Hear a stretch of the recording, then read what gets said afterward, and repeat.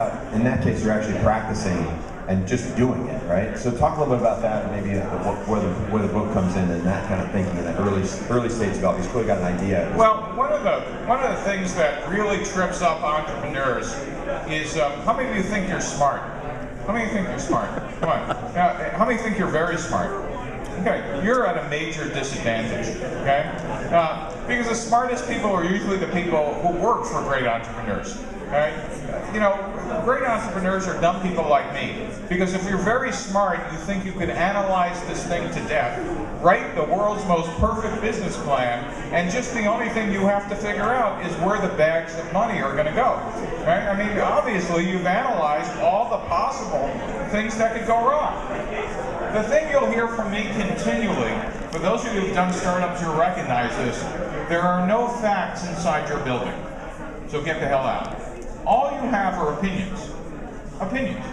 The gentleman who was just up here really believes, honestly, passionately, that if he does this at airports, something other than he's going to be arrested is going to happen. Now, we're going to go find out in another 6 hours, and then if he starts dancing. But all of a sudden, he will either engage, you know, a ton of people, or they will be like trying to bail him out for the next week. So we're going to find out. All right, awesome. Thanks, Steve. All right, who's up next? We got Justin from BigMarker.com. All right, Justin, come on up, Big Marker. So, Good, how are you? doing great.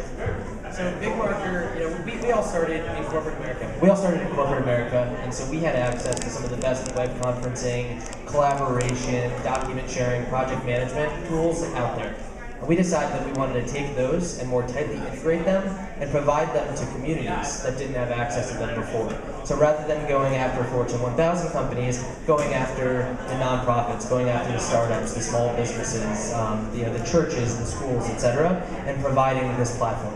So we have a model where we have public communities that get access to it for free and unlimited use across all the products that I mentioned. And then we also have a private community option as well for those organizations that require a little bit more privacy.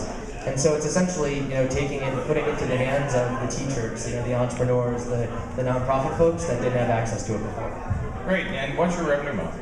So revenue model is a freemium model where for public communities it is completely open and free, and for private communities it's a $20 a month fee. Great, and how many users do you have now? 15,000. Great, and how many are paid? About.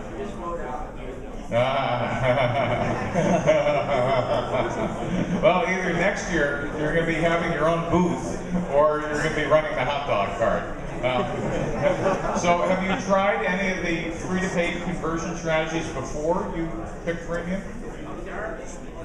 Why don't you hand him them, or why don't you come up? Come on up here. Come on up. Who's your co-founder? Who's this guy? I'm one of the founders. Yeah. Okay. So for the people that's converting into premium ones, Yes. they've been paying for like a la carte features where we offer features like they want to put the dial into the car. Great, but have you actually tested how many will convert? Or is this kind of like the conversion by prayer? There. So, We're not there yet. So this is a great example, and 15,000 truly is getting out of the building. So let's give these guys a hand. And so that's the good news. The bad news is this is kind of build it and they will come, right? You're assuming that the freemium model converts, and you have some assumptions in your head about percentage of conversion, lifetime value of these customers, etc. I would actually be incredibly paranoid about, gee, we were able to get all these guys, and you have made some implicit assumptions about your revenue model and your pricing tactics that I would have personally tested way before. But a big congratulations on getting a ton of users out there, helping you understand what users' needs are. But you don't understand what the users' needs are for those who want to give you money, right? And that's usually the first hump that the freemium business model runs into. Does that make sense? And so I would be spending a lot of time experimenting, because what you might end up doing, and a lot of freemium business models end up doing this, is you actually end up firing most of your freemium customers. Because in a good number of cases, it really isn't the most profitable revenue model, even though you built a big business. For example, you mentioned nonprofits. And the goal is for them to be nonprofits, not you. So congratulations, and I have 15,000 very impressed. Thank you, guys. All right, thanks. Give them a round of applause. Steve, what part of the book should they be reading? These guys should be looking at the customer validation part. I predict a pivot coming up in these for this company. And a pivot is, if you remember, is